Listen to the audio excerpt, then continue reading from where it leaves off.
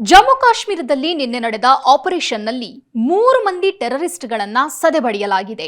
ಬಹಳ ಮುಖ್ಯವಾಗಿ ಜೈಷ್ ಎ ಮೊಹಮ್ಮದ್ ಸಂಘಟನೆಯ ಟಾಪ್ ಕಮಾಂಡರ್ ಸೈಫುಲ್ಲಾ ಪತ್ತೆಗಾಗಿ ಸೇನೆ ಕಳೆದ 1 ವರ್ಷದಿಂದ ಹುಡುಕಾಟ ನಡೆಸಿತ್ತು. ಅಲ್ಲದೆ ಸುಮಾರು 20ಕ್ಕಿಂತ ಹೆಚ್ಚು ಬಾರಿ ಆತ ಸೇನೆಯ ದಾಳಿಯಿಂದ ಪಾರಾಗಿದ್ದ.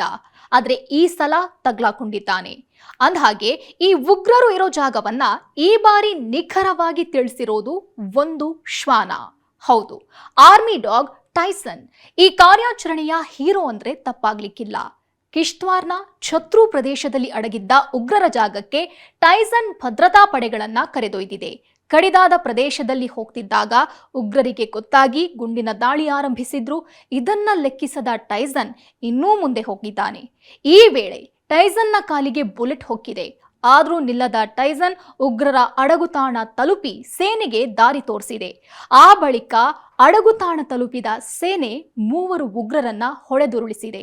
ಇದೀಗ ಟೈಸನ್ ಚಿಕಿತ್ಸೆ ಪಡೆಯುತ್ತಿದ್ದು ಚೇತರಿಸಿಕೊಂಡಿದೆ. ಟೈಸನ್ನ ಶೌರ್ಯಕ್ಕೆ ಮೆಚ್ಚುಗೆ ವ್ಯಕ್ತವಾಗ್ತಿದೆ.